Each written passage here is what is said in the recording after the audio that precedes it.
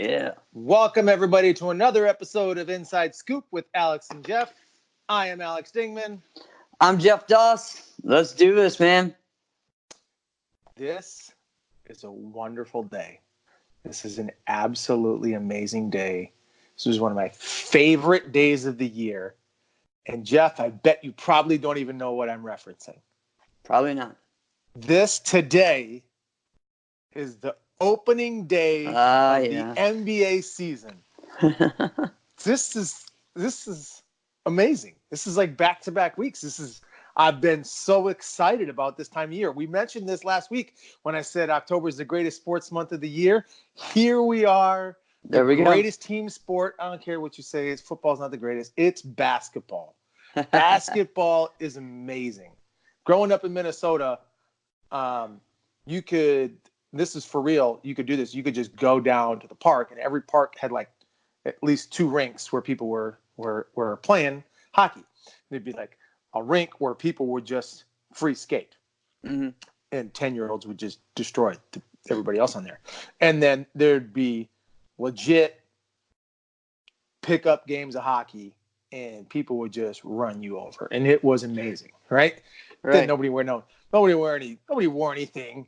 I remember like walking home one night because I was like 11, and that's what you did. You played until like 9:30 at night, and whatever. It was 4 blocks away from my house. And I'm like limping home, and my dad's like, "What's wrong with you?" I was like, "I don't know. I just fell down on the ice." And he's like, "Oh, here's some breezers." My dad grew up, he played hockey. And I'm like, "What the heck are those? Those things look strange." And he goes, "Oh, yeah, well, sometimes you wear gear when you play hockey." Had no clue. Never even been to a professional hockey game yet to that point in my life. Then we started going to hockey games. Well, in Minnesota, there's just this unwritten rule. You either love hockey or you love basketball. Now, if you wanted, like me, stereotypically, like what would I be better at if I was to excel big time in one of those sports? It'd probably be hockey, just because I'm 5'11". You know what I mean? And I'm not super quick and don't have a handle. Well, I have a kind of a handle. But I love basketball. Basketball is amazing. So tonight is the opening night of the NBA season. I am jacked. Oh, man. Do you have a team that you love? I don't have a team. With NBA, man, it's like, I hate to say it, I've kind of shifted, It was always, for a while, it was like whoever the Bulls were playing against, that's who I liked. It was kind of that for a while. You didn't like the Bulls? Right, yeah. And why didn't you like the Bulls? I think at that time, especially when I was young, I was like a Barkley fan. Like, I like Barkley. I like the Suns, so, And I will tell you, that year, that was the one year I rooted against the Bulls. Dude, that's what I'm saying. I learned. You just can't. You can't. No. There can be no rooting against Michael. But then it was like, after that, it was like respect factor, but I was always, I liked the Boston Celtics growing up. So when Bird came on as a coach for Indiana, that was kind of when I liked that. But then I like Jason Kidd. I like Allen Iverson. There's just, I like the talents of just the point guard position was kind of where I always chose. Whoever my favorite player was usually a point guard. And that was kind of who I looked at and watched. But I was never, I like college basketball, so I was always Duke. Who's your favorite? Who's your favorite player right now? I'll be honest with you. Or maybe just like one of the more interesting ones. Well, your guy from Duke. Well, yeah. Zion Williamson. He's gonna be He's out. He's not. He's injured. Right. He tore his meniscus. So he'll be okay though. He'll be all right. He's gonna be good. He'll be good. Fine. He'll be fine.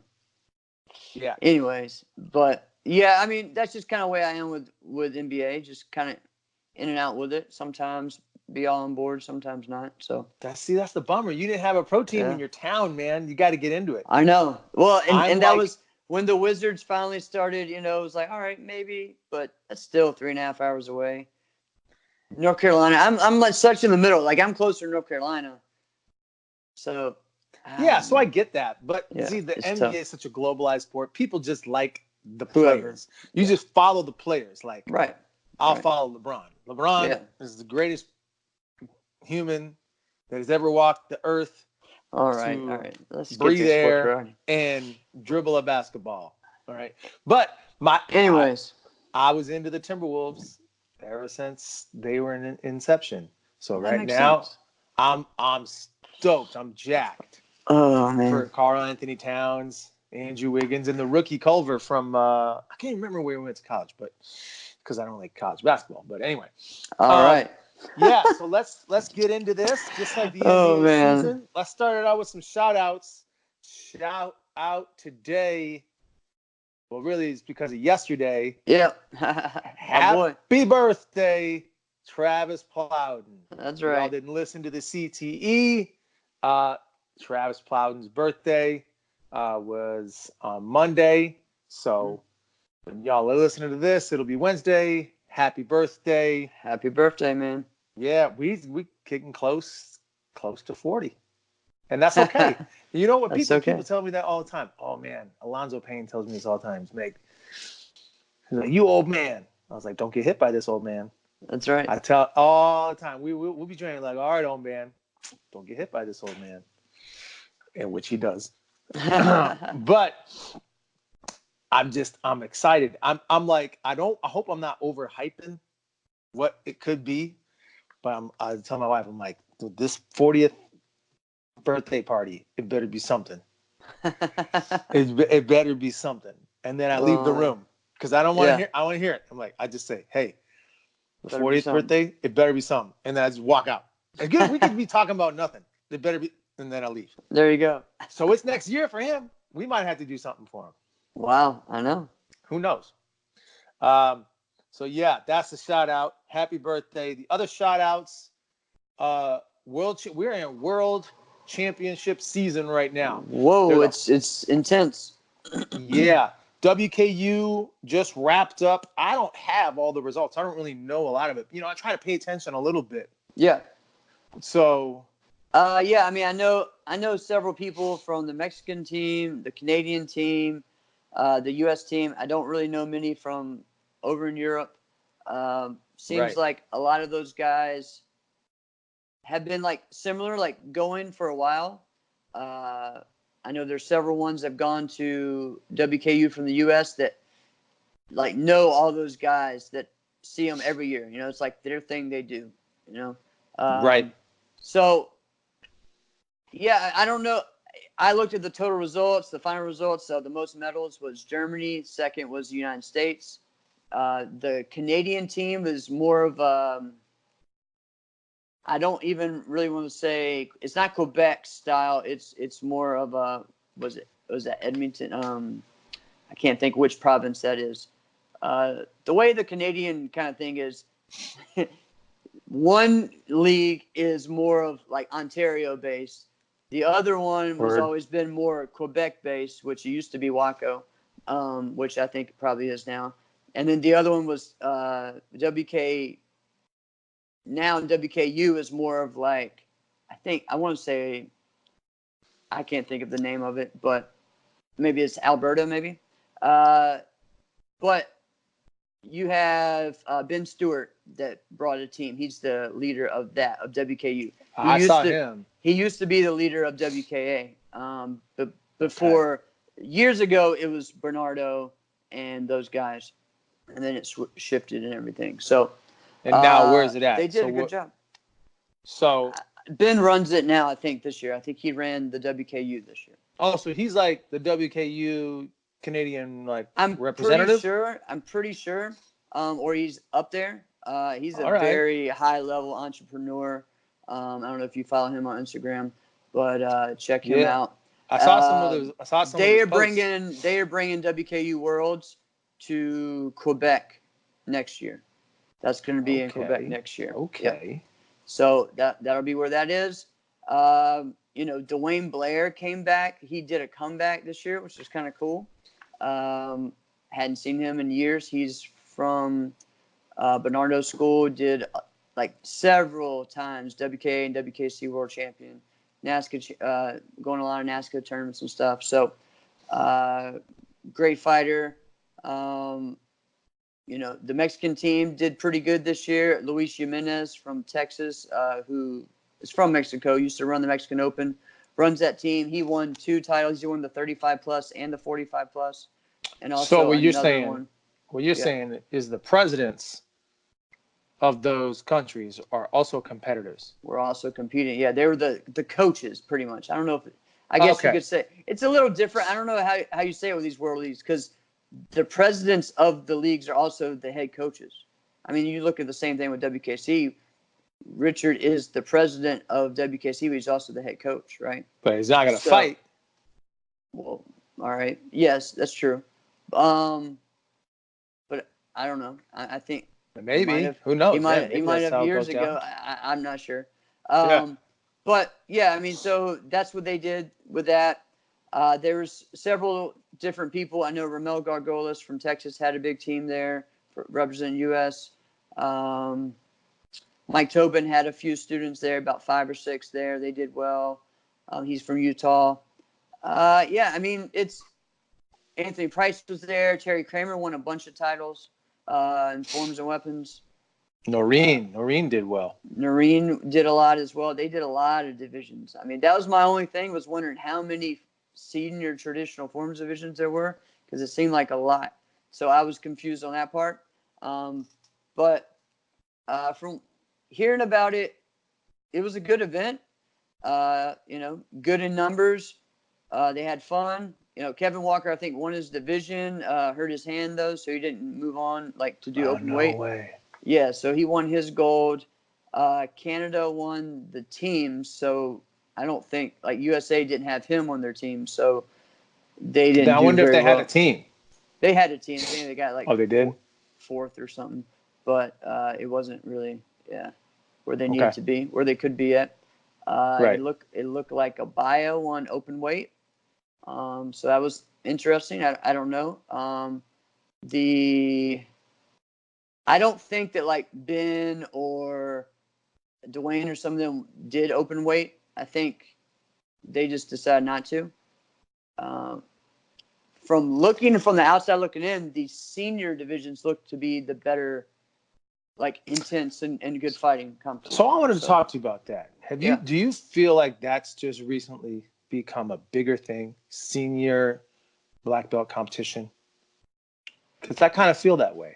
Yes and no. It's become a more of an interest for senior black belts, specifically 40 and up, to be more active in competition.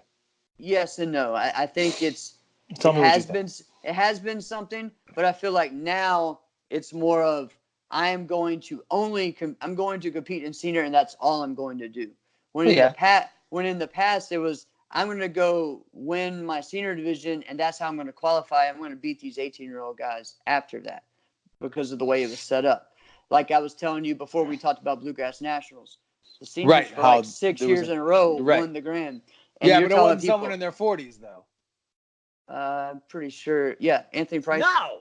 He was in his 40s, yeah. Oh, you might be right. Yeah, I think, yeah. You might be right. It was. Yeah. Well, so here's what I was thinking. It's just been noticing that, over the past almost 10 years. Yeah. It just seems like there's been a bigger emphasis on that. And I'll admit, when it was low in the top quality competitors in NBL at the Super Grands for the past 10 years, the senior divisions were still huge and had top level stuff. You had Java and Hakeem going at it 2 or 3 years in a row, killing it. You had a lot of guys like that, different people that some may not even know, and so it's interesting. Even Damon competing at some Super Grands as a senior. You had different ones like that. So yeah, man. I mean, I think it gives them something. That's why it's interesting to me that either the prize doesn't go up or something. Well, look at the names and the people who are doing it, though. They've been around a long time. Yeah. So what I feel like it gives those people an opportunity to keep it up. Is just because I've referenced this before. This sport will chew you up and spit you out if you let it. If you let it. Right. So people get burnt out of this thing. often, where you'll just see them and all of a sudden they're gone. And you'll just be sitting around a conversation going, hey, man, whatever happened to so-and-so? Right. And no one has an answer. So I just feel like this gives them an opportunity to still be involved, but maybe they don't really have the interest or really the ability at that point to compete with the younger people. Right. Yeah. And I really feel a lot like this is more and more I'm realizing that this can be a young man's sport only because of what it can do to your eyes. Like my eyes, man, my eyes are bad. I tell people this all the time. My eyes are horrible. I shouldn't drive at night because I just see lights and blurs. I'll see nothing else. So that's not safe. That's for real. There's many times where I'll be reading and the words just on the page just blur together. Yep, all the time. So just think about that. When you get really fatigued, you start your vision starts to go. Well, my vision's already gone. So when I get fatigued, imagine what my vision's like. Right. You see what I'm saying? So imagine what depth perception is like. Reaction time.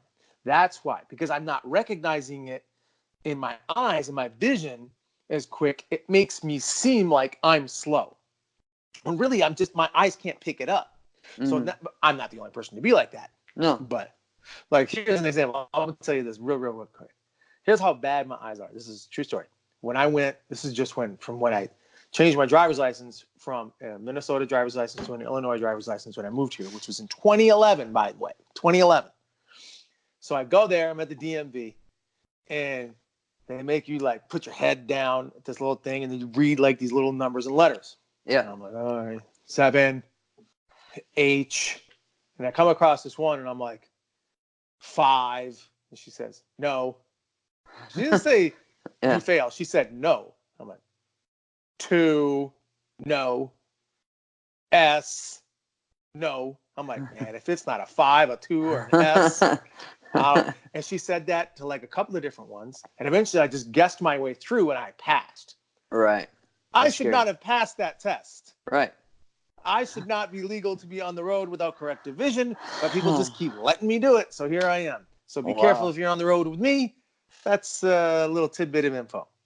Yeah, those tests are always funny. Yeah, I was like, let's get my good eye first, so that way I can tell what it is. And then I switch the eye, then I know exactly by memory what it is.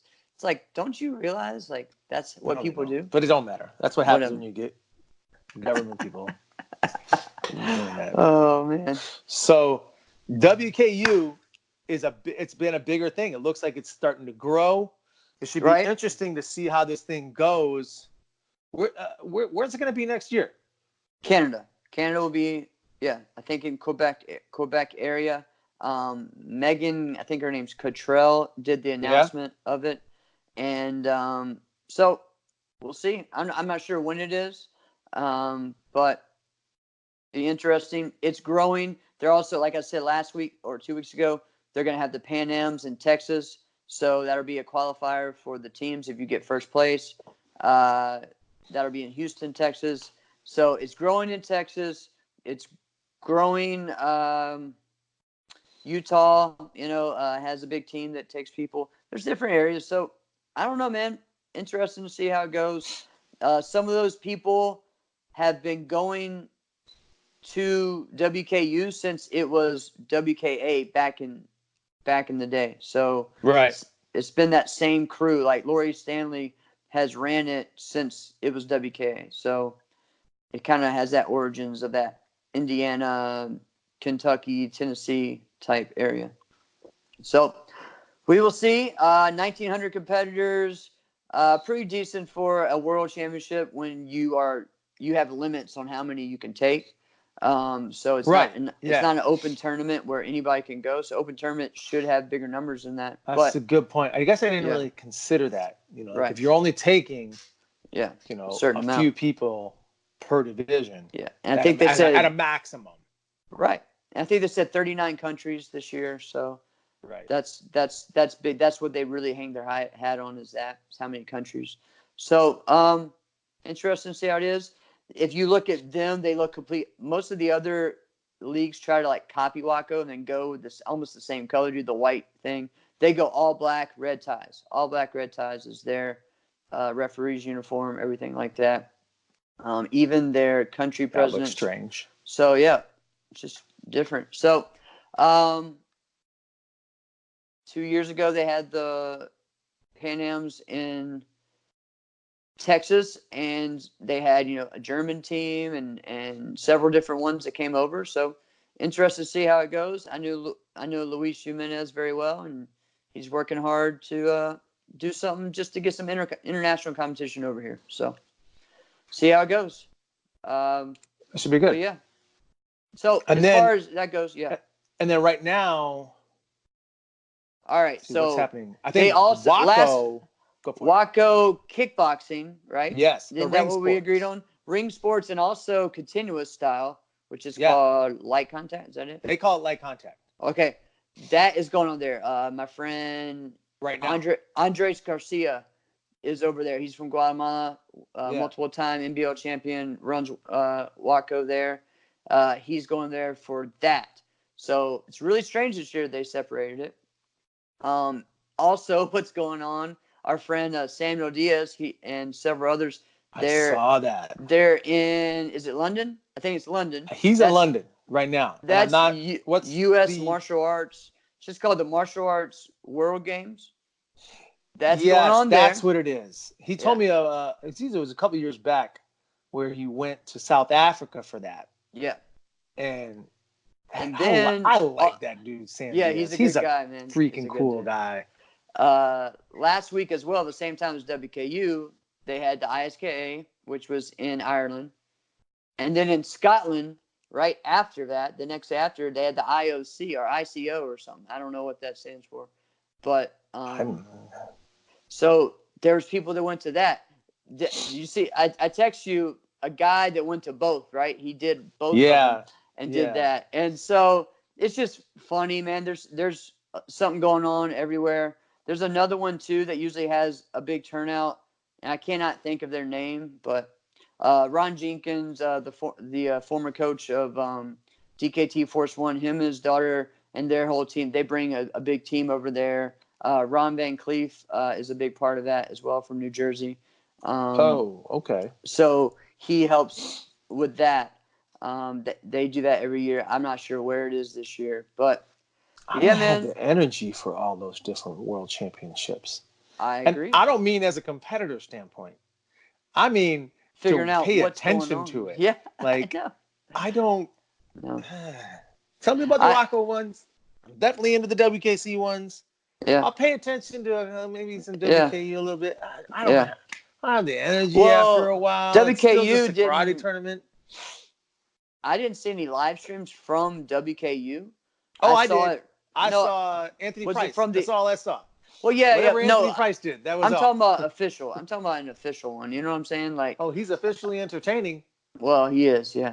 I always watch them all on mute because I'm always doing something and like that. So I didn't hear. Yeah. So, but anyways, I think it's cool. I think there's ways to do it. A couple years back, I was trying to work with WKU to work on some type of, working together with some other leagues.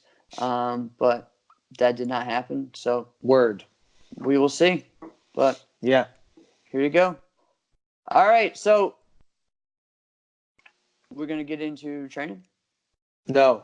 Oh, what do we want to get into? We're going to do some special little note. Right. Okay. I'll let you take that over. All right. So I didn't want to start off with the bad news, but our good friend Hans Wikkeling, Wikkeling had been missing since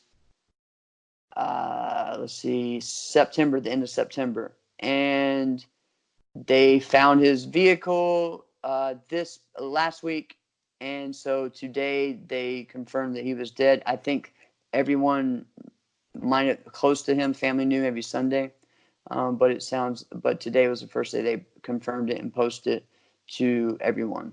So very, very sad news. I'm sure that we will learn more and more about the situation. Right. But it's been a very long time.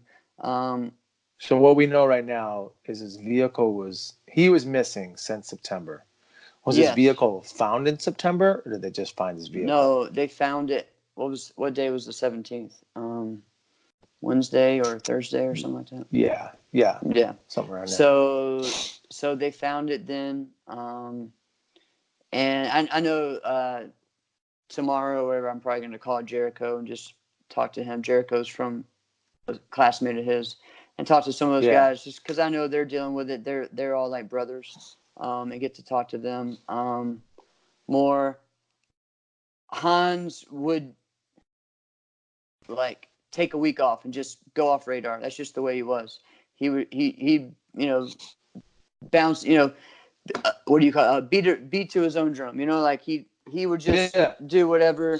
And that was just the way it is. He just needed to get away some. And so they were used to that. So that may have halted it some from him, either being hurt or whatever it did happen. So it took him about a week for them to really be like, okay, no, he's really missing. And he traveled a lot back and forth from LA to Northern California. He's from San Jose.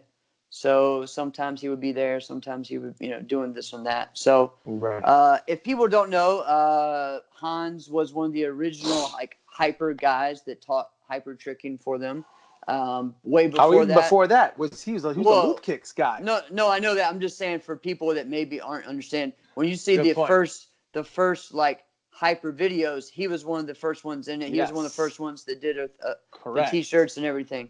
Before that, he was also in the MTV show. Do you remember the kicking show? Yeah, that was Final Foo. Is that what they called it? Yeah, was that? Yeah, Final Foo. Yeah, that's right. Yeah, Daniel Sterling won. So that was something cool. But yeah, he's original loop kicks guy. He's also from American martial arts, Jim Buhishan School, which is the same school that Jimmy Pham was from. So he is from that lineage. They were classmates and stuff. So many. I think I had talked about this weeks ago about that school and where all those guys. So he's great martial artist. Very innovative tricker, had his own style, and was a great teacher. I've been to several of the seminars when he's had them at gatherings or his private lessons, and was just someone who always was just excited to teach new people, and great heart. Just very innovative in his own way. When he competed at tournaments, he tried to really take it to another level. He used to wear the headband and different things like that. Yeah. So Hans was a good guy. I've known him for a long time. He had a look. Yeah. Oh, yeah. He had a look. And he had a level of cool. Yeah. And just when you looked at him, he just looked like he was just above. Like, it just had this level of cool. Right. Very, very similar to a little bit of David Douglas, Right. They both had a look. Yeah, him and Daryl Lewis were like that around the same time. They're the same age, and they kind of had that similar hair as David, but they were trying to make it in their own way, And so we all grew up. We all grew up together in that same age, and it's. I'm still trying to wrap my head around it.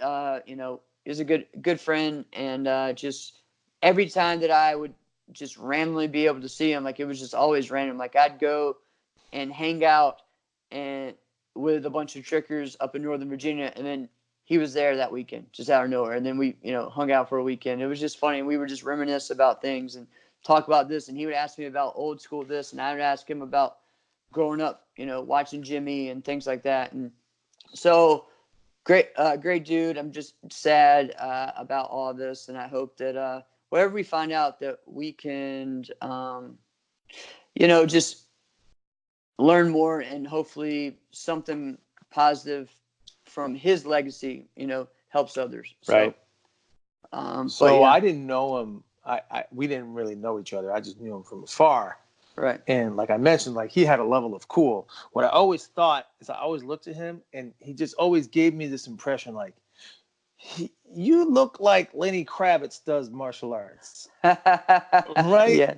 Right. And Lenny's got a level of cool that's just above everybody else also. But no, when you said he has his own style, I mean, you are absolutely right. He just did things that were just different. I mean, people knew what like a double barrel or butterfly twist was. People knew what that was. People have probably seen people do it. He was one of the first people I saw do it with combos. Yeah. He was really good at that. Yeah, and he was. He just had different types of moves. And he would have, but this was also back in the time where you would do big single tricks. You'd like run up, boom, do one big single trick. Yeah. All right. Yeah. And that was the thing then. But then he would also do that, and he would do them with combos. Yeah. But you were right. He wore the bandana too. Yeah. Yeah. He it just gave him a look. I remember a rant he went on. He was like, "Man, nobody's doing pop tricks anymore and tricking and this and that. That was my thing, and that's what I'm known as, a pop tricker." And I just remember him saying that, which was cool. It's like he kind of was able to bridge that gap from kind of like my generation, that kind of generation before me, to the newer one, and he was still part of the scene, until he passed. Right. So, so just again, thoughts, prayers for everyone out there. I know Luke Kicks, those guys are real close. They're all like brothers out there.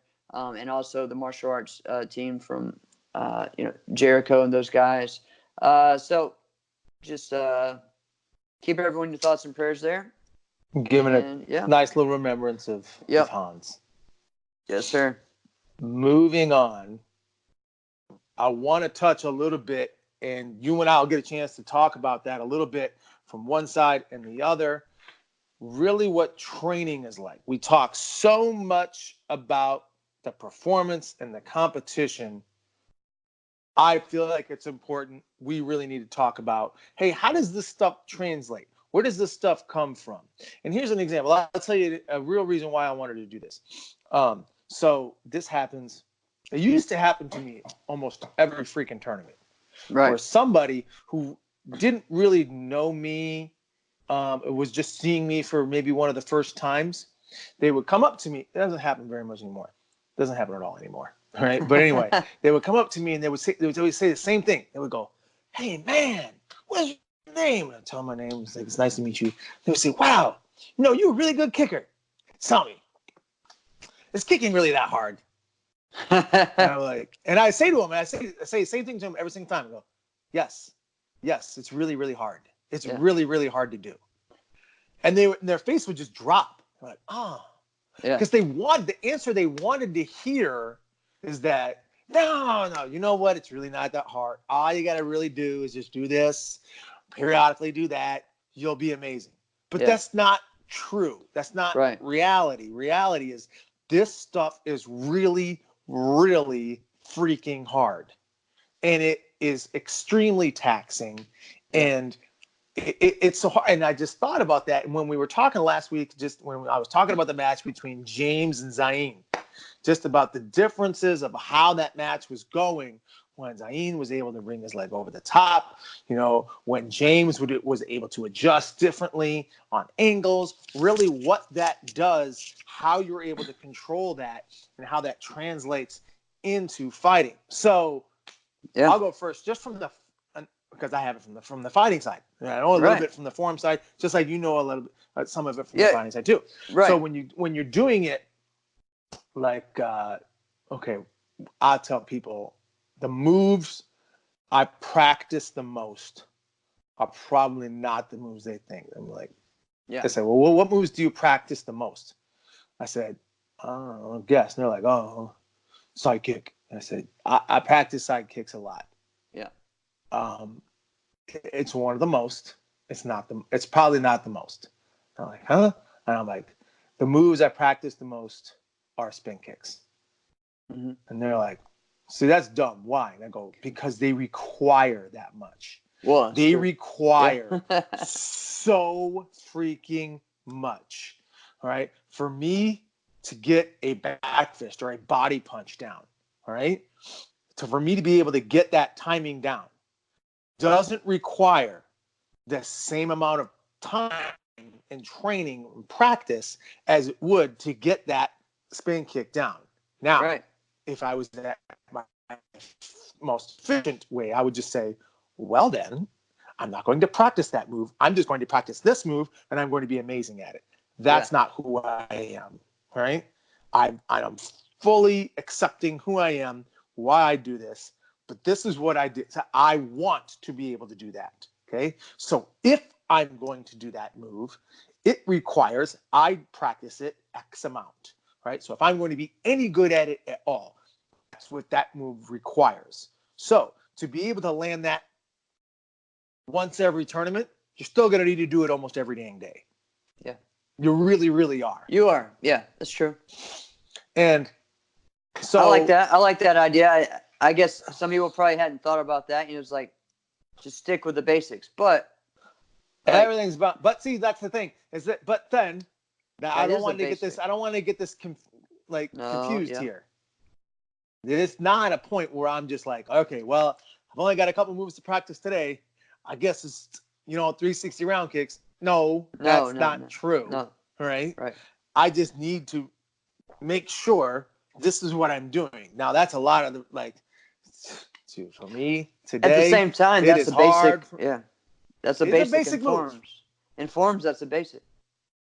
No, you ain't wrong, man. No, I mean, wrong. so it's very interesting. You have to really just think of like, what is it you want? That's the way I think. Exactly. It's like, what is it that you want?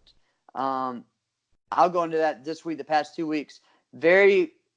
Listen to Chris and Travis's about just when they go to workouts and things like that, and how Travis says, here, I'm only working this today. I always would think about that. I would always do that growing up, and we would all do that. And you know what? I'm like sitting there, I'm thinking, I don't know if my students do that enough. They just say, hey, I'm just working this on you. You can do everything. I'm just doing this. But I tell you what, I know which episode you're talking about. And so I think it's 2 weeks ago or a week ago. Something like that. So but what they also talked about is they would say like someone had to be someone else for them. Yeah, for them. Yeah, exactly. I was always able to be a chameleon and do that for someone else. Yep.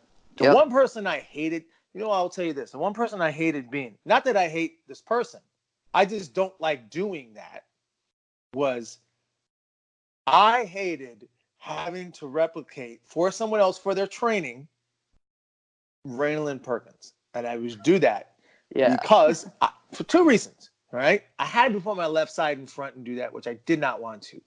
Right. And I really, really, really, really, really do not like the way that she holds herself and the way that she approaches everything. And I feel like I'm looking at the person I'm helping. I'm like, you better be amazing because I'm literally making myself worse doing this for you. So you better be amazing. Wow. Right. And I didn't tell Hamid I did this. I would replicate Ryan McGriff for him. Uh-huh. I didn't tell him I was doing that. At first I'm like, let me just see if I can just do this. This guy always kicks you in the head. Let me see if I can do it. And then it worked. So then I'm like, oh, golden. I'm just going to do that. Right. And then after a while, he started figuring out and he started bridge handing me in the face. And I'm like, all right, no more of this. This sucks. I'm not going to do that. So like these past 2 weeks, it's just been like the way that I've done it. Say, all right, listen, all you kids, I'm sparring all you guys. I'm only using my front hand. And that's it. And then at the end of the fight, I sit there like, how many times did you hit me? Like you maybe hit me once, and I can only use this, and you can use all your stuff. And then the same thing with my kick. Now kicking, okay, I'm probably better at that anyways. But you know what to do. You know what I'm going to do. Like it's you know my reverse punch. That's what I'm going to do. So the idea, really, that kind of thing, is more mental than anything. Because what it is that they're so focused on what I'm going to do that they forget to implement what they want to do and the type of fight that they're going to do. And they are. But that's why I like and don't like that approach. I know. No, agree. And so I don't want them to. I say, listen, you shouldn't worry about what I'm doing. you should still, no matter what, focus on your game plan. Because who are you, like, it doesn't matter if my leg goes up or not. You should still be focused on, hey, I'm going to hit this guy with my reverse punch. I'm going to hit this guy Okay, with so my I got kick. a question I for don't you. know. Yeah. So, and I heard Chris talk about this, and this is a real thing, where he was like, "Hey, what do y'all want to practice?" And they were like, "We just need rounds." Right. And no drills, rounds. Now, I and I was like clapping when I heard that, But that's like a thing that goes one way or the other way. Like, oh no, how are you doing your drills? How are you doing this? Yeah. The best backhanded compliment I ever got in my life. Okay, so if we were doing drills, we were in class and we were doing drills. Not even a question. I don't care who is in the class. I was always the best at whatever drill we did. I don't care what it was. I was the best. So Victor Suarez and I, we go after Ocean State in 2010. We go to my Conroy school. We stay with him for a week, right? Right. Which, dude, Yeah. Coach Conroy and Done Melissa, they're a great host, man. They I are. tell you, They they're are. great freaking people. They are. Right? And they showed me there's like this restaurant in Connecticut where they had the first hamburger ever. Right. It's this Yeah, tiny little place. Yep. Yeah, don't Tiny ask little for place. ketchup. They'll shoot you. But anyway, so we just had a great time. So, but we would train. Yeah, we would train for like, I don't know, 4.5, 5 hours a day. It's just kind of what we would do, or maybe more. Right? So, Yeah. but I remember at one point, I'm like, Coach Conroy is not going to see me not being the best at any drill. I don't care what it is. All right. Yeah. I want to impress. And so I'm doing whatever. And at one point, like we're doing like a drill and I'm killing everyone. And this is what he says to me. And he goes, Alex Dingman, if someone would look at you just based off your drills, they would think you are an undefeated world champion. Too bad you're not. And then he walked out. Wow. And I was like, what the heck did you just... Now, here's the part, though, that he was right. Yeah. He was absolutely right. There was a mentality. There was a mental switch where, look at the way I just talked about how I would approach drills. No one's going to be better than me. I'm going to be the best. Yeah. This is what about a freaking drill. Yep. Because we did drills all the dang time. Yeah. We didn't do rounds as much as we did drills. So then when it came time to rounds, there was a disconnect. Yeah. There was the disconnect as to how I'm still approaching that. So the rounds are super important, especially coming up to a really, really important competition. Especially late in the season too. Late in the season, real big, important competition coming up. You need the reps. You need a lot of reps. Get the reps in there. Get live bullets, right? And I'm always working on a drill. Nobody knows what it is, though. I know what it is. I know what I'm working on, all right? So, but when I'm doing it in live action and I've got live bullets that are coming at me, right, that's how I'm really working that. You can't just do that, though, because if you just do that, then you'll get stuck. Then you're trying to win the drills. Then you're not developing as a fighter. No, I don't think you ever need to just do one thing. I mean, you have to be well-rounded on that. It has to be a good mix.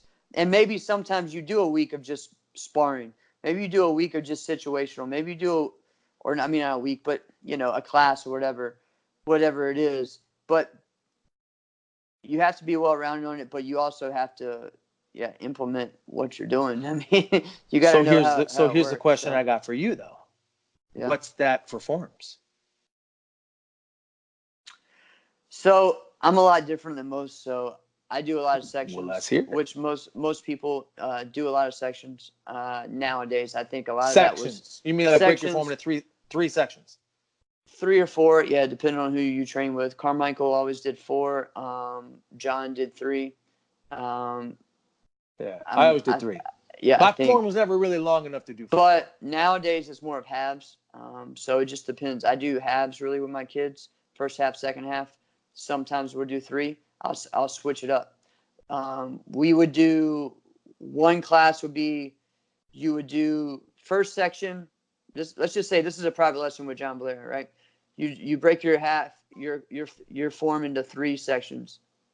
So you do your first section, and you have to do 5 times in a row, and you have to run back as soon as you're done. Go, and the focus on doing those 5 is to do them as fast as possible. That would be the focus, right? Not to do it the best, but do it as fast as possible. 5 times. You're gas. You take a breath. Now that would be how you would take start. A break. That would be like the first part of your training. No, I would do kicks, individual techniques, individual combos in the form to get there. This would be after about 30 minutes into it, and then we would do this. Was like a private lesson. I'd be there for 2 hours, and so then we would do that. And now every time it would be a little bit different. It'd be focused on maybe intensity one week or whatever the next week. But the idea was you do that, you run back to the beginning, you do it again as soon as that back to that, no break or whatever, right? And so, and then you do the same in the second section, same thing, third section. Now, after that, you take a good long break, breathe, stretch. Now you're in halves now. You got to do the first half of your form 2 or 3 times, depending on the week. And then the second half 2 or 3 times. And then you run through it at the end of the day twice. And you're exhausted. I mean, you've ran it through it, this and that. But the whole first part was to get your speed so good. Then the second one is you're getting a little tired. Let's focus, because you're tired, let's focus on the technique, not the speed anymore. Let's really try to, it was an endurance type thing for endurance, but in a sprint type atmosphere. You know what I mean? Because your form's a sprint no matter what. Once I started going to like training sessions and things, and we had like a whole group of 5 and we're running sections, of sudden they're like, this is so much fun. It's so, but it's so easy compared to what I used to do, where it'd be like, it was just me. It would be you. Boom, boom, boom, boom, boom. And be like, yeah, running it 3 times. I'm like, I mean, you feel good by the time you're on your third. All right, here's another question. Did he ever make you throw up? Oh, yeah. I mean, I was a young kid. I was going to say, Catherine Miller was my coach. She made me throw up. Catherine made me throw up. Yeah, definitely did. And then also when we would do sparring. Someday we would do weapons. I mean, that's just the form, I mean, you're talking about a lot. So, and we do we would start the whole 30 minutes of plyos, and that's something so I'll explain something as well, because this is even something that's funny thinking about as you were talking, and you said the comment about someone comes up to you and like, how hard is it to kick? Or, hey, can you give me some drills to work on my kicks or this or that? And my answer would always be the opposite of what everyone would think, right? So everyone would think I would be doing these standing leg drills and holding my foot and doing all these different things, which now I do a lot of those, because as I get older, I realize that, it does help. And I did do those, but that wasn't what made me the best kicker, in my mind. The thing that made me the best kicker wasn't that I held my kick and held it out there and didn't turn my hip over. It was that I had explosion of power in my kick. So my thing was always plyos, was explosion drills. And so even Raymond asked me that. He, like in 2001, he asked me, can you give me some drills or whatever? Because I want to get my kicks like yours. I'm like, and it was just funny. I'm sitting there, okay, but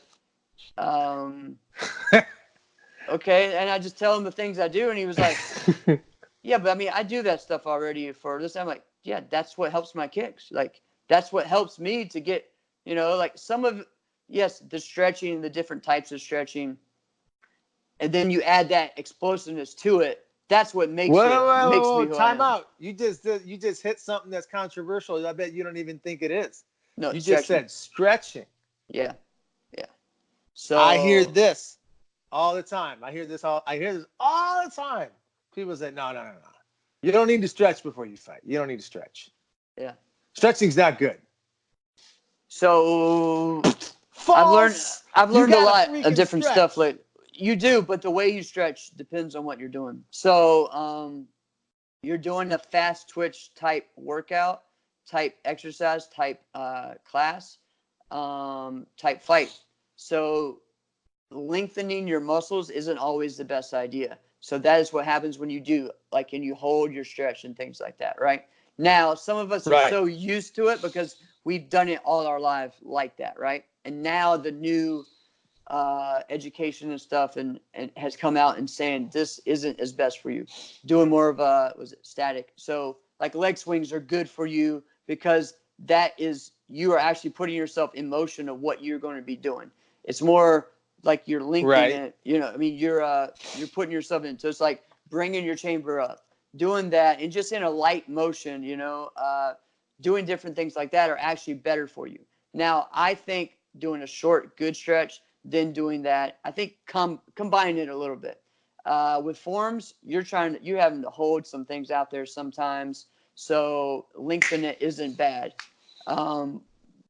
So, but Here's what I just what find they so say is at the interesting. end of the day, though, end of your class, you should do those holding stretches. You should actually, as your cool down, should do those. So No, I've let's learned a talk lot about of that. before competition.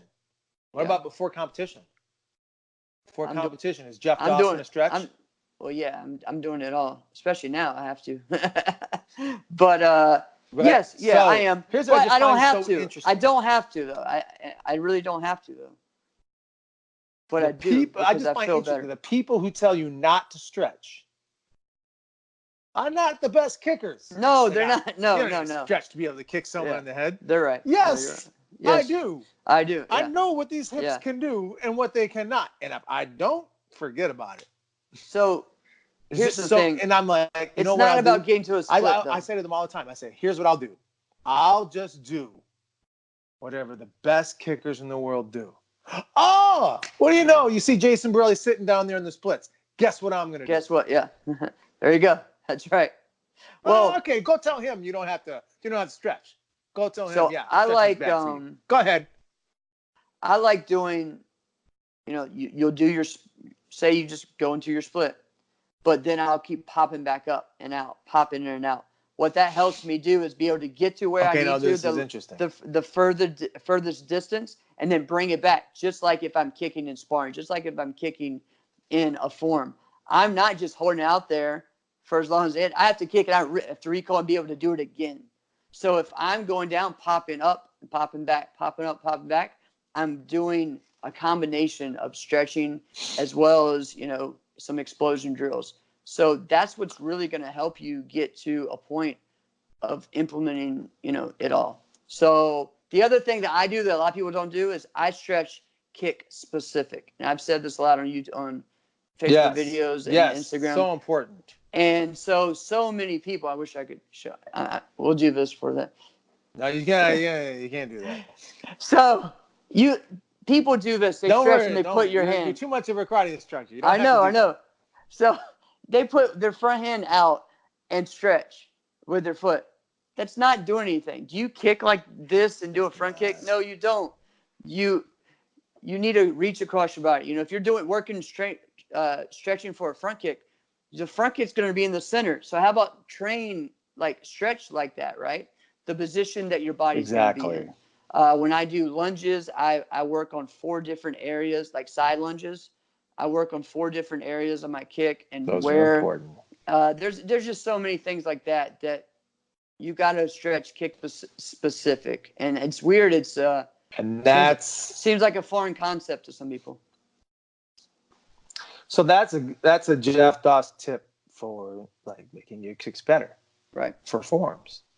One of the things that like if I'm actually telling someone, it's like other than no, it's really freaking hard, is just that for fighting there's a couple of different things that I'll do. And I don't try and get outside of my boxes, like if they're coming to me, like give me some tips, they're not trying to figure out tips for a back fist. All right. Let's just be real, Right. They're not coming to me for check punch tips. You know what I mean? I understand. You know what I mean? Right. So, but what I'll tell them is I'll tell them like, well, you need to work foot speed drills. All right. And they're like, oh, you mean when on the ground? And I'm like, no, because you're not kicking when both feet are on the ground. You're kicking when one foot's in the air. So you work foot speed drills just like you would with your hand. So there's hand-eye coordination. You need foot-eye coordination. Exactly. All of that is extremely important. When your hand can go in and out, up and down, your foot needs to be able to move just like your hand. And so it needs to be able to move up and down, up and down, up and down. It also needs to be able to move left, right, left, right, left, right, right? And you need to be able to move that without hitting. So I'll hold like a wood bar, right? Or like I'll do it like with someone's arms. I'm going to hold their arm there and I'll go up and down, up and down, up and down. And I'll do like 40 of them, right? Or have them do it. And then you got to do it at full speed where you don't hit anything. And then you got to hold. Just things like that. Or being able to do that, and then someone will flash a pad, and then you'll just immediately have to drop and go right to a punch, because the transition from kicking to punching is important. Early on in my competition, I didn't do that. I had one, and then I had the other. Wow, real easy to be able to figure out what that person's going to do. So there needs to be a transition. And it got to the point where at one point I could be kicking, have my foot up and on them, and then I was still able to strike them with my hands while my foot was off the ground. And that was just a personal goal for mine. Obviously, that's not the big picture that I want because I'm not fully balanced, but that was the goal that I was trying to get to. So the game today is so much on speed and timing. So you eliminate the time that someone has to hit you, because that's the cue. When your foot is up and it starts to drop, that's the cue. Now you can counter, right? So the great kicker, like a Trevor Nash, who can do that and then never drops too low, and then is able to just kick you right in the face again. I think Alex Reyes just put up a video where he kicked Tomas Imre's headgear right off his head, right? Yeah. I was there for that. That was freaking awesome, right? And because he never dropped it too low and just brought it right back up. But Tomas saw it dropping, and the counter puncher that Tomas is, went for it and ate it in the face. Yeah. But the other part is you need to be able to move it up and then transition in and out. You cannot let the other person know exactly what's happening, because it doesn't matter how great you are. Right. Right. Yeah, I mean, man, there's so many good things that I love about it. Just training, and what's funny is that there's just so many ways to do it, and there's so much, and then you're like, you know what? I haven't done that in a while. I need to go back to doing this. Oh, you know what? Let's think of this in a different way. With situational drills, I mean, honestly, for my kids, when we are going to tournaments and they do all these different divisions, I'll train them like that. I'm like, all right, you're running your form right here, run over here. You're doing 2 rounds of fighting, because guess what? You're fighting divisions right now. Boom, go back. You're doing, we have grands right now. You have to do this. Oh, all right, you just tied. You have to do it. I mean, especially when we train for World Games or Super Grands, when that really happens, and you may have to tie, or you have double elimination, or you have this and that, and it's all going on the same day. And so a lot of times for Super Grands, I will run through their week, and I will be like, okay, so you have this. We're going to run these 3, just like this is that day. You have 2 minutes between this one. This one, you're going back to back. Oh, guess what? You tied. Just random stuff. I mean, that way they're not concerned about that day. Oh my God, I got 6 divisions a day. Tomorrow I have 1. It's like, yeah. You get them trained to the way to where it's a condition where they never have to worry about it. Right. Like, it doesn't matter how hard. It doesn't matter if every division ran into, it's tied. We got to run it off again. Like, they can do it. Yeah. I got one for you. This was probably the most extreme one. So I mentioned to you in 2003, in the summer of 2003, Greg Betlock quit playing college football. He quit playing. He played football for the University of Minnesota. All right. He was a running back. All right. So he quit playing football so that he could do karate all the time. And I remember thinking in my head, what? Homie, this ain't going nowhere. This is your last opportunity in life to play football like this. Don't. Football had kind of eaten him up, and he was done with it. He didn't like it anymore, and he didn't want to be a pro. Okay. So, but what he did is he said, here's what we're going to do. We're going to have so much fun. We're going to train like we're fighting, but with the intensity we did playing football. So I'm like, that's awesome. This dude was creating equipment for us to do that. So Greg created a sled, and he put weights on it and everything. Now we would blitz, and the sled would come and it would follow us, but it wouldn't come all the way, so it wouldn't hit us. So we're like, oh, this is awesome. So it was enough resistance to where it wasn't a whole bunch to where we were changing our technique. Yeah. So it was good. Here's where this story goes. This is maybe one of the greatest things that's ever happened in life. This is like that. You're going to hear this and people are going to be like, I was there for that, but you really weren't. BJ Carnahan, it starts with him. He's like, all right, Greg, I got to try this out. And he does a couple of them. Now, at the time, BJ's like 230 and an athletic, busted up 230. All right? And he's like, this is just not enough weight. So he says to Ashley Ferruzzi, then Christensen. So he says, Ashley, I want you to sit on it. So she's like, what? He's like, yeah, just sit on it. It'll give me more weight. So he blitzes and it doesn't move. So then he's like, now attached to the sled is a few weights, now Ashley, and a chain, and then a big rubber band. Okay? Right. So he blitzes, she doesn't move. So then he starts to sprint. And she ain't moving. And then, bam! It snaps. It destroys his back. And now he's running laps around the karate school going, oh no! Oh no! That was the funniest thing I've ever seen in my entire life. When you see the biggest, most intimidating man in the room running in circles saying, why? Why? Oh my God. I was done fighting that night. I was done. All I could do was not breathe from laughter. It was amazing. Yeah. That's great. We had a bunch of just weird stuff like that. Yeah. But looking at the way people are kicking, I want to transition to something else before we go into our next topic. I want to stay on this just quick question I have for you. So for the people in competition today that are doing standing kicks in forms, what's your opinion? What's your opinion? Are they doing it the right way? I don't see it as much. I'll be honest. I don't see it as much as you see it. So what is your opinion? What do you think? Do you think it needs to go one way or the other? Do you think it's better than it's been? Do you think it needs improvement? Where are you at? I don't think that. I think people are not side kicking like they could, right? So that's one thing, which to me it's still probably the hardest kick to do correctly. Most physically demanding. Right. But there are some people who have good round kicks, standing kicks for forms that are good. But I just think the idea is to put it out there and hold it for a long time instead of do a kick that looks like it would actually hurt someone, right? And so there's how about the times when people would round kick and the uniform would pop like it would do a side kick? That I just don't see that. Maybe it's just me. No, it's not. I mean, and there's certain people that can, but no, I mean, and honestly, that's why I still compete because you can and you do. Well, I can. People can. They just don't. But at the same time, like I think it's important to show that. So no matter what I do, it's still going to be different because no one else is doing that, you know.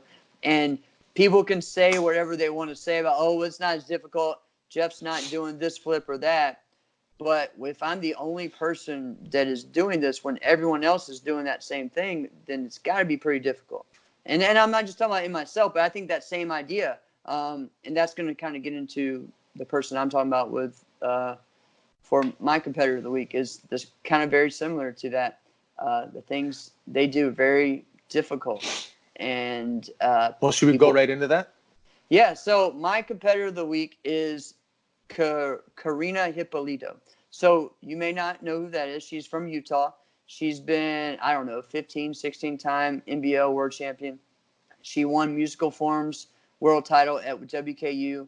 She has traveled for many years, and she is a legit kicker. She has, I would say maybe if you think of maybe like an Asian version of Chloe Bruce, but can trick better and flip better. And she has the creativity of someone like me. So she's really good at traditional. She has won a point fighting title. No, sorry, a continuous title, a Korean title, a Japanese title, a traditional weapons title, a musical. I mean, she's won it all. Very all-around competitor. I think she did 6 different divisions over WKU. Has won Kempo before. Whoa. She does it all. The school, it's elite. Tobin's Elite in Utah. Great school, and they are doing a lot of WKU now. Started with NBL, but great school. Karina, great competitor, amazing kicks, just super flexible. She still, I think, could work on turning her hip over more in her side kick. But her round kicks, the power and the speed and the way that she does some of the holds and stuff, very entertaining but very effective. And then you see her fight, and she uses that, and it's pretty exciting to see as well. She years ago, what was cool, she did at Super Grands every year they do the copycat contest, right? So she did my form. I didn't know she was doing time it. out. Yeah. Wait. What do you mean? So the first night what is that? The first night of Super Grands, it's like everyone kind of comes in, everyone's just kind of getting used to it. So they used to have like a fun like finals, right? They would do team fighting, and then they would do some fun stuff like musical challenge would be one where you would go up there, they would play random music, you had to make up a form on the spot. Back in the day, that division was huge. There would be 30 people on stage. You would get 50% of the money. It was legit. It was a lot of fun. The other one was copycat. So you would pick a competitor to copy and go out there and perform it. And it was just a fun way.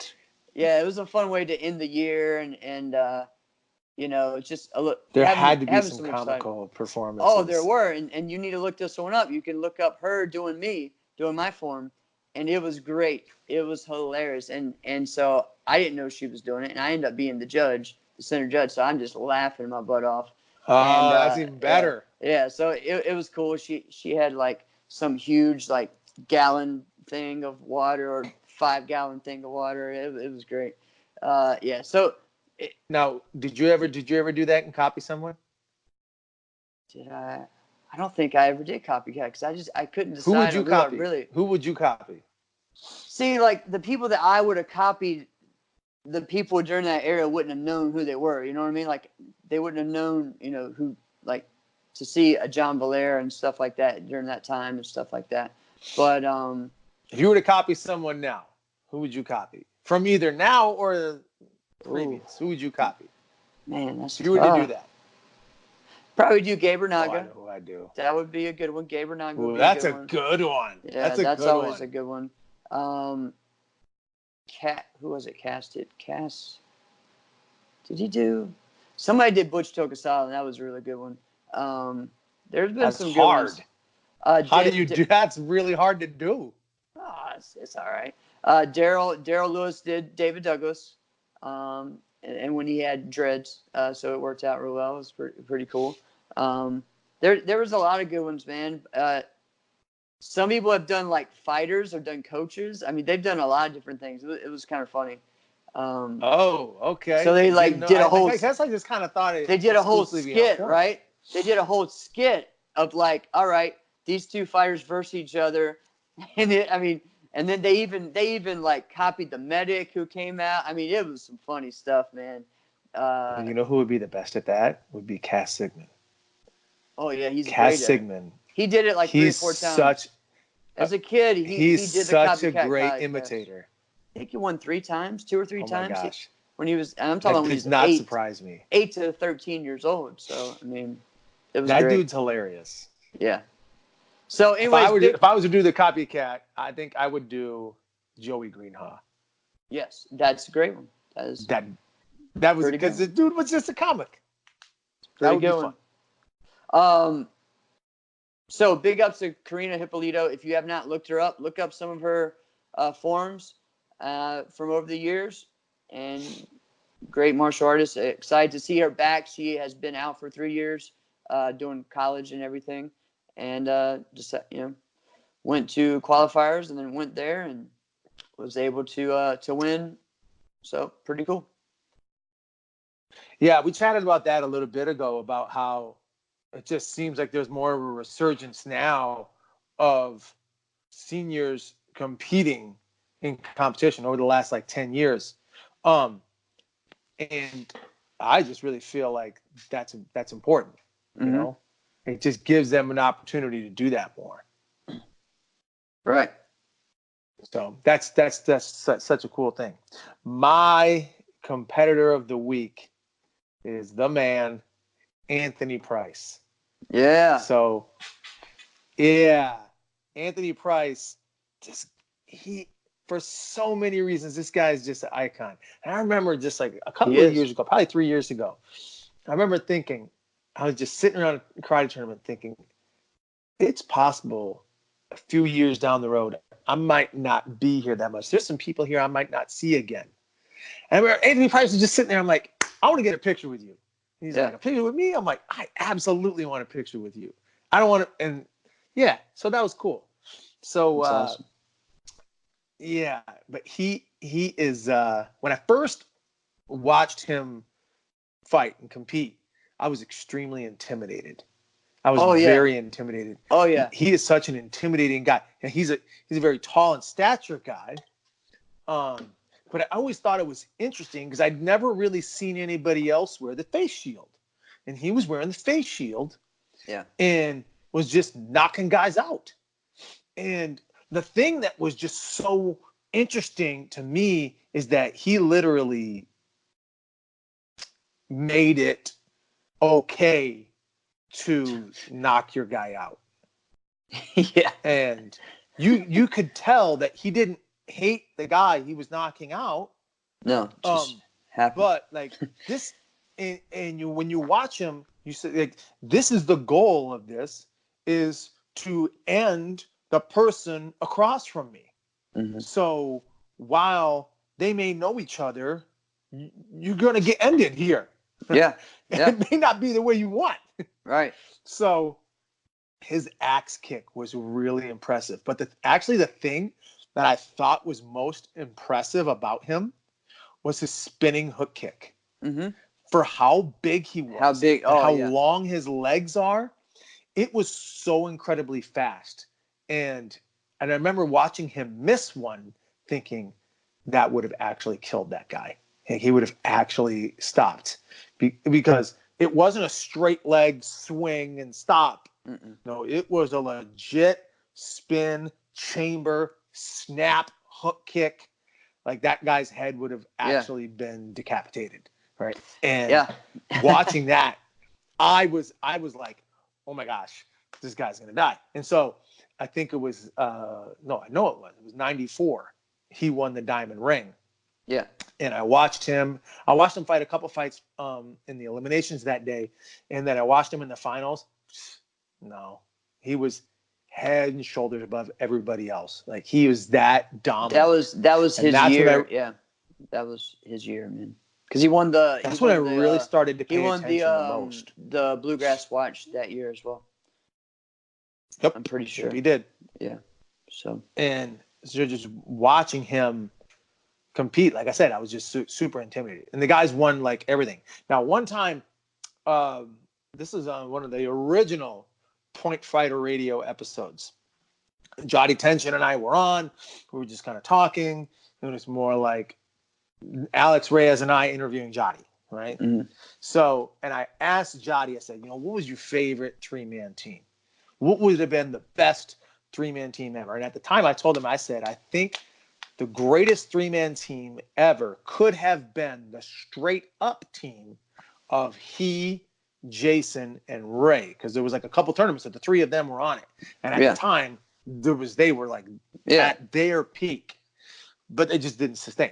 So a couple months later, I see Anthony Price, and they're sitting down, and it's me, Anthony Price, and Terry Kramer. We're just sitting down in the bleachers at a karate tournament. He says, I listen to y'all's podcast, and he's like, no, you guys were both wrong. The greatest team ever was the transatlantic worldwide team. He goes, it was all heavyweights, and nobody lost to anybody. We never lost. Never did we lose. And I'm like, and I remember thinking, like, wow, that's right. That totally went right over my head. Yeah. I didn't even think of that. And he was part of it. And yeah, they were just a beast. Now, here's the other thing. That's Anthony Price, the fighter. Anthony Price, like the man since then, is extremely entertaining. I mentioned this very interesting. a few weeks back. Don't let Anthony Price get you caught up into your feelings. If he is your center ref and you land something that is huge, he'll make you feel like you could run through a wall. I know this from personal experience, and he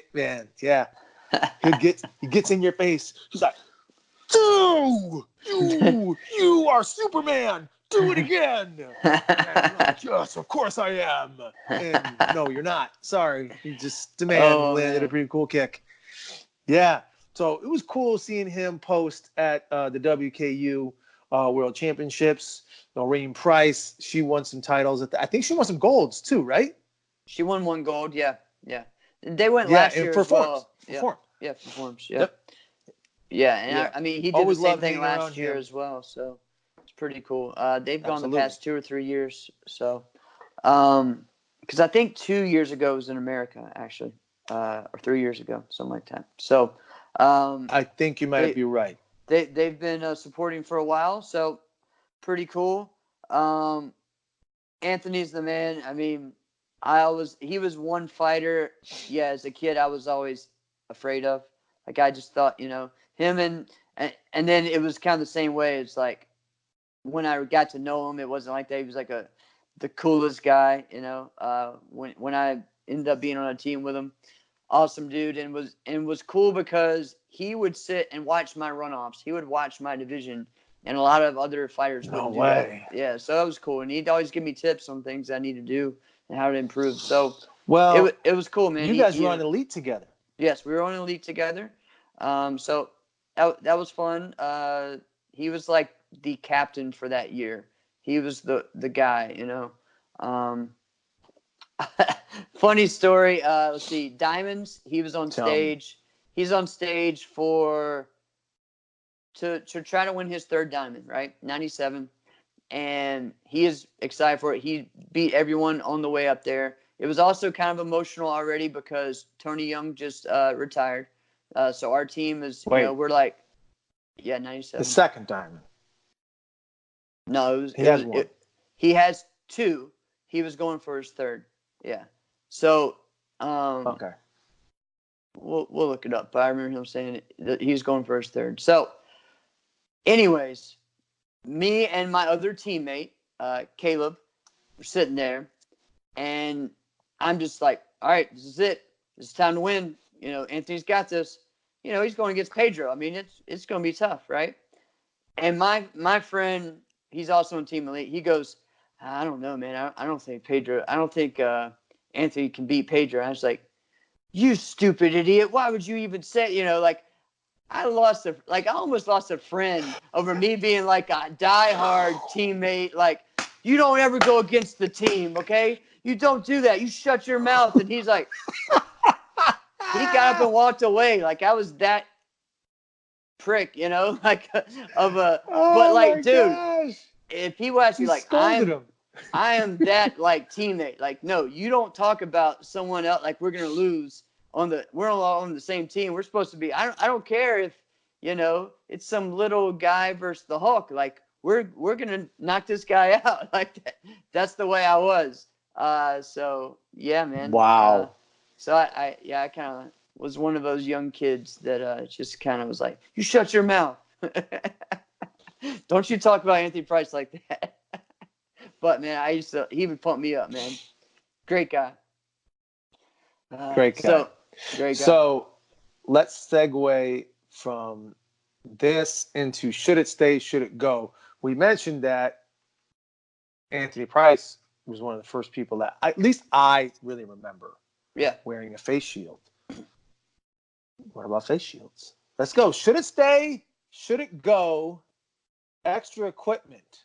What's your feeling about I don't like it. Shield? I really don't like it. The face shield or the chest protector.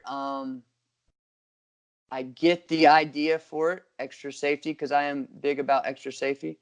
I also think, though, that a lot of times we're adding more equipment because we're not teaching quality technique. And I think we also aren't teaching control on some of those ways as well. So usually the person with the face shield is the one person who is hitting everyone hard. And then as soon as you hit them hard, they freak out, like especially kids in class. They're like, oh, I can't handle it. Well, then stop. You don't want to get hit hard, then don't hit me hard, kind of the way we said. But they have no idea or concept of what that's like until you really like hit them so hard that their face shield like moves their head back, or that you cave in their chest protector. I mean, that's kind of the way I see it a lot of times. So for me as an instructor, I don't like it too much. What do you do? Do you have your students wear a face shield, or does everybody no face shield? No, like their equipment package is a headgear, hands, feet, cup, mouthpiece. That's their equipment package. No face shield. No face shield. No, right? if they end up wanting to do that down the road, it's certain situations, if it's like broken nose or something like that, or something that needs to be done. But usually in class, there's no reason for it. If they decide over as a competitor, maybe they want to do it. Okay, I know that in NASCA you have to do it, so that's something that they would have to do. So it would change up a little bit. So they may. It's not something I push. That's just what I'm saying. As far as the chest protector, for me, I always thought it was an easy target. It was a great way to be like, all right, I'm definitely hitting right there. Right. Because you still have people that wear it on the outside of their gi, and I still don't understand the point of that. But especially when they made it to where it's easier to go under your uniform, right? And I think the elbow pads, people are not recalling their techniques. They're just kind of falling, and that's why people are getting cut. But whatever. So no, that's not why people are getting cut. But I'll talk about that part. So let's talk about I want to talk about my side of the face shield. So the face shield, there's definite pros and cons. Oh yeah. Right. The pros to the face shield are kind of what you mentioned. So like, if you've ever had to have your nose fixed, yeah. My brother had to have his nose reconstructed. Okay. Yeah. So if my brother really fights again and gets smashed in the nose, not even really, really hard, it's going to explode. Yeah, okay? Exactly. I had to fight with a face shield 2 times because my lip split all the way through. I think I mentioned this once before. Yes, we talked about it. I had to do that. Now, there's been students of mine that would actually prefer to wear the face shield or have it like as a preference, like one way or the other, because, and here's the part. He said, well, when I send my son to competitions, he'll go to Worlds, he'll go to just a normal NASCA tournament. Yeah. And every time he comes back, he's got to get his braces retightened or something got shifted. He said, I just spent $8,000 on these things. I got to redo this thing, or everything's all over again. And so in some ways that's important. Yeah. So I said, oh, okay. Now, so that's the pro for it. Here's the big con for it. And it's not, well, that's not teaching them stuff. The big con for a face shield is the shield, nothing allows anything to penetrate past the actual shield. So when something hits the shield, the head snaps. Exactly. So when the head snaps, what happens? Yeah, it's just they're gonna get a concussion. Yeah, get a concussion, right? In a lot of ways, it's worse. And what I'm saying is that because the face shield is there, could be, could not be. Yes, but you know what they're doing. They're also hitting harder because there is a face shield there. Most of the time, it's kind of like Limitless. Like, all right, he's padded up, boom. So you already have that's going to happen. That would maybe do this. It is strange that it is that way. Yeah. It is so strange because I remember, like, we never had a face shield. So, like, if I was punching at someone's face, I just understood that's someone's face. Like, right. I don't remember that. That's many actually people why I like the headgear. I like the headgear because I remember people bleeding but not getting knocked out. You know what I'm saying? I mean, not that Right. much. The headgear is great because it gives you a subconscious target. Like you can Yes. hit the face, but because you see the headgear, subconsciously Correct. you go for the headgear. You may not even be intentionally thinking about that. Right. Now, the other thing, so like exactly, if you get hit in the face, it can absorb a little bit. Mm-hmm. And so it doesn't snap. So that's the con. So, but it can go one way or the other. It's really, I feel the face shield is a personal preference. You do whatever you want with it. Yes, Right? agreed. I think some of The it is more of chest a guard. mental thing, but yeah. Go ahead. The chest guard. This is where people are going to say, I might be too soft. I think it's important that kids should have it when they're really young.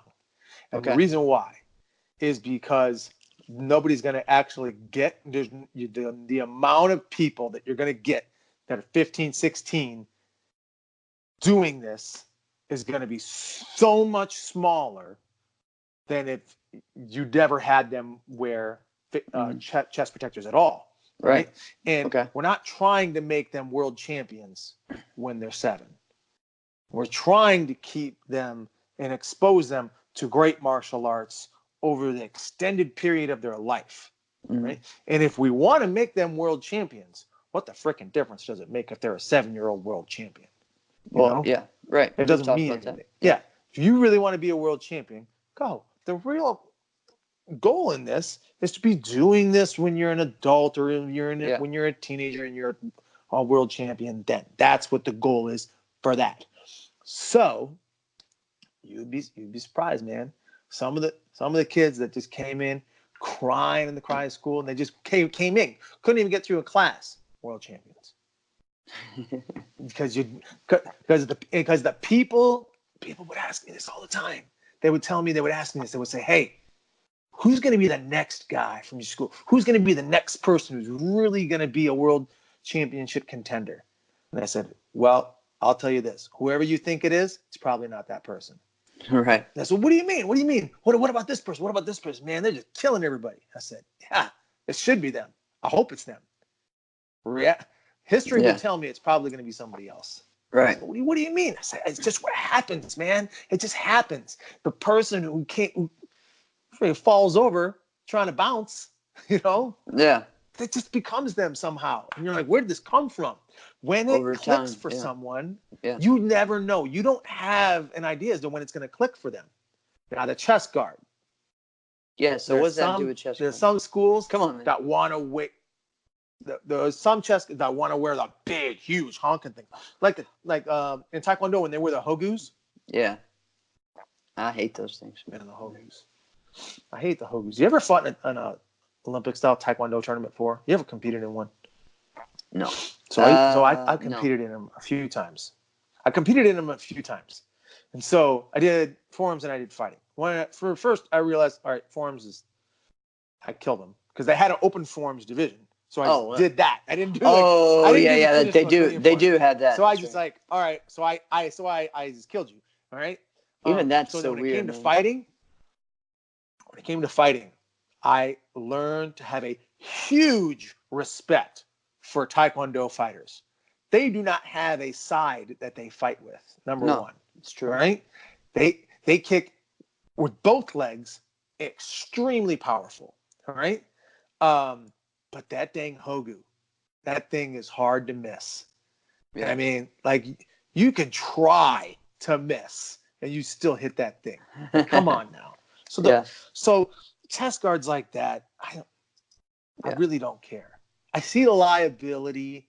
I think there was 20 years ago. I think there was an incident where some kid's heart had like palpitations and his heart stopped or something like that, or skipped a beat. Yeah, I'm not sure. I heard exactly. That. I don't know. I'm not sure what I hear that all the time, but again, like I'm saying, I think most of the time it just makes people, and I've heard people say this before, man, the fighting gets more intense because they're not worried about getting hit or getting hit as hard or getting hurt. So they're going all at it. But then, you still have these kids getting knocked out. You still have people, getting hurt and things like that. So I don't know. Is it really helping or not? I'm not sure. So Well, I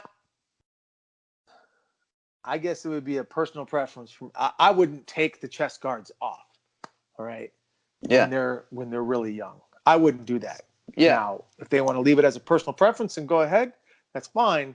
But yeah, now also for things like, okay, like when you got to do like if they say, well, we have to do the WACO and they don't let you wear chest guards, we have to do WKU or WKC and they don't let you wear chest guards. Okay. yeah, Well, that's a freaking different animal now, isn't it? Because yeah, if you're competing at that level, you should be dang okay with this by now. yeah, yeah. It's true. It's So true. Yeah, I now mean, let's talk about that's the what's elbow weird pads. Though. The about elbow pads. Yeah, you like it? You mentioned it's because they're not recoiling it. I Well, do not believe some that. of it's just I believe it the other way this around. what that they're what? So the elbow pads, the injuries happen really two ways. It's when you kick at me and I'm blocking and my elbow's sticking out. Freaking hate that. Well, yeah. That's so much. Do I hate that? That's the worst. I did that the other day though. The other one Yeah. is when you blitz and you leave your elbow wide open. No, that's what I'm Two people saying. go same time. It comes right. The elbow from the blocking arm comes right to the eye. All right. The punch itself might recoil, but if the guard is still up and you lead with your elbow out, that's what goes. So that actually happened to Ross Levine. He and Ray were fighting, and they find a close stance, right side and right side. So they both do that. Normally, their arms would hit each other. Right? Ray's just a little bit taller, so he probably slipped his over. Boom, throws his punch. Ross gets a cut across his eye. I've seen it happen to Ray though on the other end of that though. Yeah, in a different instance. So that happens. So now in training, I'll tell you this. But here's what I do in training. Sometimes I wear a freaking ton of gear. I wear a whole forearm sleeve. Why is I get smashed on this thing all the freaking time if I'm blocking that. So I'm just like, you know what? Sometimes I'll just put the whole dang thing on because I don't want to mess with that in training. Yeah. Now, when I go in competition, I don't wear any of that stuff. None of that stuff. Well, now I got to wear the elbow pads, but it's whatever. But I used to wear all that stuff. But then in competition, I would just take it all off. Yeah. Man, do you feel good. Yeah, it was weird. And that would be where I would go with that. I had to borrow someone's elbow pads at DC last year when it was not good. I don't like borrowing someone's gear, especially elbow pads or no. So just don't do that. What about shin pads? Do you like shin pads? No, I don't. Well, all right. So when I was 16 to 18, I wore one on my lead leg. That was it. Just because I would jam a lot and would get banged up and stuff. But and I had a lot of weird spots in it, like dents in that front shin from that. But then I went to WK World Championships, and I had no idea that you had to wear shin pads. And so I'm getting there, they're patting me down, like, what are you doing? My team didn't tell me that. I only had one. They're like, you're missing your other one. And so I had to, like, borrow someone's shin pad. I'm like, what? How do I not know this? Like, come on, guys. Come on, Team USA. Help me out here. So, yeah. Now, here's what's interesting. I used to wear them all the time. And there was like a time frame where the strategy against fighting me was just when Alex Dingman picks his leg up, side kick him in his leg as hard as you freaking can. Right. There would be times where I'd just like after match was over in a tournament, my leg would just be bloody. All right. But I was probably like 24, so it's nothing freaking bothered me then. Yeah, yeah. No, I get that. So then I'm like, why am I even wearing this thing? Why am I wearing this? Who freaking cares? So I went a number of years I didn't wear anything. This is a true story. So one day in training, I'm fighting Hamid. All right. Hamid, as I go pick my leg up, he goes to side kick at me to stop me from getting my leg up. That's another little thing in training that you can do. All right. So his kick wasn't as good as mine, but his kick was faster from the ground to the target than mine. So if he could shoot his out before I could get mine to its full chamber, he could stop my kick from going as long as he could cover that distance. Anyway, so I knew that. So I'm like, no, I'm getting it up anyway. His side kick runs right into my shin. Get a bruise. all right, it sucks, whatever. So the next day, I mean, this thing is hurting big time. I'm like, man, that really sucked. The next morning after that, I can't walk. And my leg is swollen. It's hot. It's now infected. Oh, And I'm gosh. looking at it. And I'm like, there's no cut. There's nothing. Fast forward, I go to the hospital that afternoon. I'm in the hospital for a week. I have a blood infection. This is a true story. This is true. Wow, bro. I have a number of different things. I have a blood infection. I have cellulitis in the leg. All right. I have a strep infection. And so I'm there. If people are, so towards the end of it, last day I'm there, people are being real cautious about the things that they're saying to me. So finally I get, and I'm on the strongest antibiotics you can have. I'm on clindamycin, I'm on vancomycin, I'm on everything. IV, you're getting it, right? Nothing. It's things just getting worse and worse and worse and worse and worse. So now it has engulfed my foot. It has climbed all the way up to my knee, my whole right leg, my right leg. So finally I get to this infectious disease experts there. This is true. It's totally true. Wow. So I pull the assistant aside and I'm like, would somebody freaking tell me something? Why is everybody being so weird? So she says, well, we're really trying to figure out, we're going to do one of two options, but I'm not supposed to tell you. I'm like, I don't freaking care. Somebody tell me. So she says, okay, we're thinking about cutting you off above the knee and just amputating your leg. This is true. This took place in May of 2010. This is a real story. So I'm like, what? She says, if that infection, it's in your blood, if that gets into your femoral artery, you'll just be talking like you are right now, and then pop, it'll hit your heart and you'll be dead. And I'm like, what? So she says, yeah. So the way to stop that is if we can't stop the infection, we have to cut the leg off. Yeah. So I'm like, all right, what's option B? She says, we put you on oral antibiotics and we send you home. And I'm like, okay, those are two very different things. Why would you send me home? She says, here's what she says. She says, really, the only reason we would send you home is to give you one last day with your leg because we're certain you'll have to come back. Yeah, it's true. So I'm going home. Wow, bro. So my pastor comes with me and he comes to me and he's like, Alex, do you know why you have to go through this? Never forget this. All right. And I started getting pissed. Not mad at God at that point, but I'm mad. I'm like, why would you say something dumb like this? Like I have to go through this. And he says, well, just look at what the Bible says. It says in James chapter 1, verses 2-8, and he talks about taking joy in trials. And he says, consider it pure joy, my brothers, when you face trials of many kinds. This is James chapter 1, verse 2 says. And I'm like, what in the world is joyful about this? And he says, and then he explained it. And I'm not going to get too into it right now, but read the clip, read the notes version of your Bible, read that, or just meditate on that one, because that one, I couldn't believe it. And I had to come to terms with, that's what's going to happen to my leg. So I get home. I spend the night. Nothing's changed. The next morning, it's getting worse.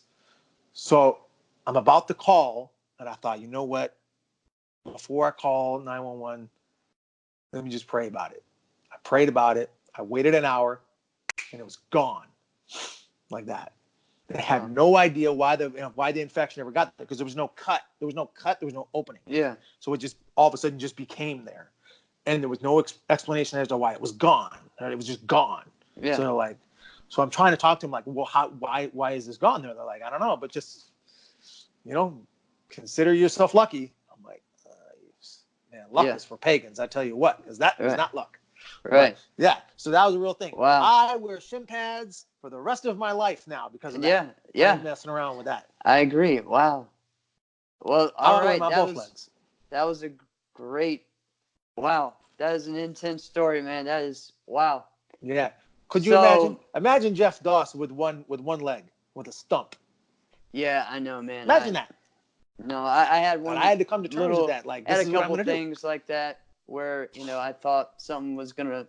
No, understand it. Not to where you were, but man, wow. That was a great. Huh? I think that was a great motivational way of thinking differently for all of us.